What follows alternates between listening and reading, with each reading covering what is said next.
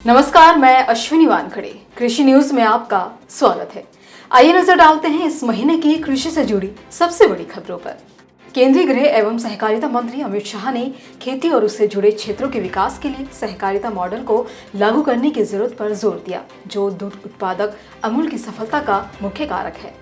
हरियाणा के कृषि एवं किसान कल्याण विभाग के अतिरिक्त मुख्य सचिव सुमित्रा मिश्रा ने पंचकुला स्थित उद्यान भवन में बागवानी सहायता केंद्र टोल फ्री नंबर 1800-180-2021 और यूट्यूब चैनल का शुभारंभ किया, जिससे किसानों की बागवानी से संबंधित समस्याओं का समाधान किया जा सकेगा। G20 देशों पर जारी अंतर्राष्ट्रीय जलवायु रिपोर्ट में बताया गया कि अगर कार्बन उत्सर्जन तेजी से बढ़ता रहा तो सदी के अंत तक वैश्विक तापमान में 4 डिग्री सेल्सियस तक वृद्धि हो सकती है। यदि ऐसा होता है तो साल 2050 तक कृषि के लिए पानी की मांग करीब 29% बढ़ जाएगी, यानी अगले 30 साल में ही भारतीय कृषि के सामने बड़ा संकट आने वाला है।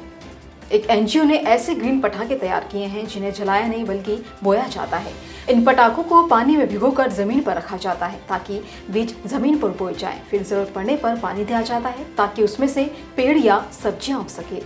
किसानों की आय बढ़ाने के लिए लगातार प्रयास किए जा रहे हैं, तो वहीं सरकार का लक्ष्य है कि साल 2022 तक किसानों की आमदनी को दोगुना किया जाए। ऐसे में समन्वित कृषि मॉडल आय बढ़ाने का एक बेहतर विकल्प हो सकता है। हरियाणा के मुख्यमंत्री मनोहर लाल खट्टर ने फसल नुकसान होने पर दी जाने वाली मुआवजा राशि को 12,000 रुपए से बढ़ाकर 15,000 रुपए और 10,000 रुपए को बढ़ाकर 12,500 रुपए कर दिया है। राजस्थान सरकार खेती में बड़े बदलाव के लिए रोड मैप तैयार करने में जुट गई है। दरअसल सरकार साल 2022 और 2023 में प्राप्त बिजली की उपलब्धता, खरीद में पारदर्शिता और अच्छे वित्तीय प्रबंधन के लिए कृषि विद्युत वितरण कंपनी बनाएगी। हरियाणा सरकार ने साल 2024 और 2025 तक 4,000 हेक्टेयर भूमि में झींगा मछली पालन करने का लक्ष्य रखा है। आपको बता दें कि यह जानकारी हरियाणा के कृषि मंत्री जेपी दलाल ने दी है। छत्तीसगढ़ के नक्सल प्रभावित बस्तर जिले के पटेलपारा में किसान गर्मी और सर्दियों के मौसम में भी सब्जियों की खेती कर रहे हैं। इस गांव के किसानों को सौर ऊर्जा से चलने वाली लिफ्ट सिंचाई प्रणाली का लाभ काफी मिल रहा है, जिससे गाँव के किसान काफी फायदा उठा रहे हैं। महाराष्ट्र के बकरी पालक मुसीबत में नजर आ रहे हैं। दरअसल महाराष्ट्र में बकरियों की कीमत कभी 20,000 रुपए हुआ करती थी, जो अब घटकर 8,000 रुपए रह गई है। सरकार ने जीरो बजट खेती को बढ़ावा देने के लिए एक कमेटी का गठन करने का फैसला किया, जिसमें केंद्र सरकार, राज्य सरकार के प्रतिनिधि, किसान, कृषि वैज्ञानिक और कृषि अर्थशास्त्री शामिल होंगे। कृषि कानून की वापसी की घोषणा के बाद लालू प्रसाद यादव ने कहा कि महंगाई चरम पर होने की वजह से जनता पिस रही है, जिसके लिए जातिगत जनगणना के मुद्दे पर भी आंदोलन करना होगा। गुजरात सरकार के कृषि विभाग द्वारा जारी एक अधिसूचना के अनुसार किसानों को स्मार्टफोन खरीदने के लिए 1,500 रुपए तक की वित्तीय सहायता प्रदान करने का निर्णय लिया गया है, जिसका उद्देश्य किसानों की आय बढ़ाना है। उत्तर कन्नड़ जिले की महिला किसान कुसुमा कृषि उत्पादों से आभूषण और अन्य जैविक उत्पादों को डिजाइन कर अच्छा मुनाफा कमा रही हैं।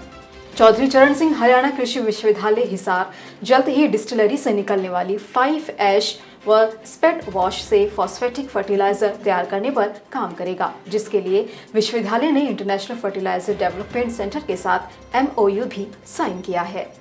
केंद्र सरकार ने बिजली के 15,000 नए ट्यूबवेल कनेक्शन देने की मंजूरी दे दी है। जून 2022 तक सभी आवेदनकर्ता किसानों को कनेक्शन दे दिए जाएंगे।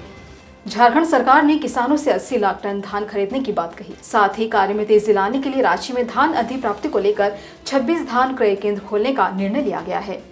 अगले 2 महीने में भारत 20 से 25 लाख टन गेहूं का निर्यात करेगा। इसके पीछे की वजह यह है कि अन्य देशों के मुकाबले भारतीय गेहूं की कीमत प्रतिस्पर्धी बनी हुई है। इसी कारण यहाँ के गेहूं की ज्यादा खरीद की जा रही है।